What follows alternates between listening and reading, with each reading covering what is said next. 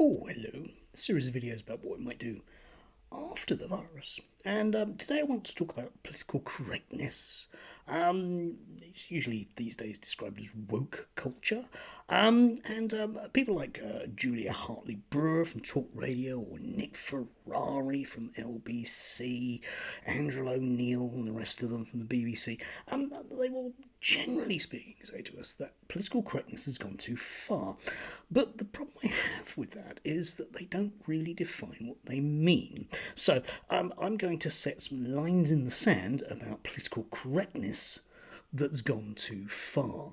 There was a lot of debate, let's say, from 2010 onwards about David Cameron being quite a left-leaning Conservative, and a lot of people in the Conservative Party had problems with the fact that he made gay marriage legal, and they felt that this was political correctness that had gone too far, and I do have to agree with them as well, but of course the problem with that is that it doesn't get to the root of the problem, which is actually the fact that we allowed homosexuality to be decriminalised in this country in the 1960s. So let's start properly with a line in the sand there and make sure that we lock people up.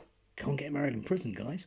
That's that problem sorted. Now, the other one, of course, is that we do have a lot of conversations around Black Lives Matter, and people are, complaining about things like institutional racism. Well, yes, but we could go back to a sort of pre-PC time with this, when black people were only worth 1/5 of a white person.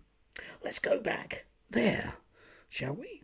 Political correctness, no longer a problem, I think. We'll draw a line in the sand there. Women. Now, women, oh my God, they have the right to vote, don't they? Yes, it was granted to them, nice men, after the First World War, 1928, I do believe. But obviously, I think that's political correctness gone mad. So we'll remove that one as well. Let's go back to a proper time, shall we? Yeah, a proper time when only certain people had the vote. After all, that would make sense. Anything else would be political correctness that had gone too far. So I'm going to suggest that we go back to about 1840.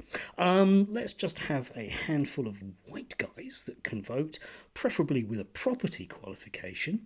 And I want to be really, really honest here, because that would actually exclude me. But I might as well be a turkey voting for Christmas. After all, anything else would be political correctness gone mad, wouldn't it? I mean, it would mean that if we did all of these things, that we'd actually have to withdraw from every single international treaty we've sort of signed since at least 1945. But human rights? Political correctness gone mad. Yeah. Now, there's your lines in the sand. Why don't we have a debate about any of those issues? Well, apparently those issues are set. Bleeding liberals. Nick Ferrari wanting votes for people.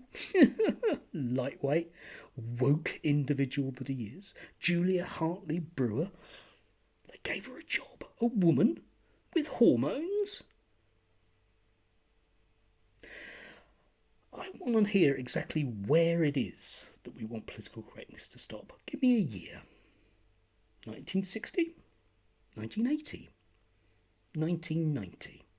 2000, 2010, 2015, 2020. Come on, give me an answer.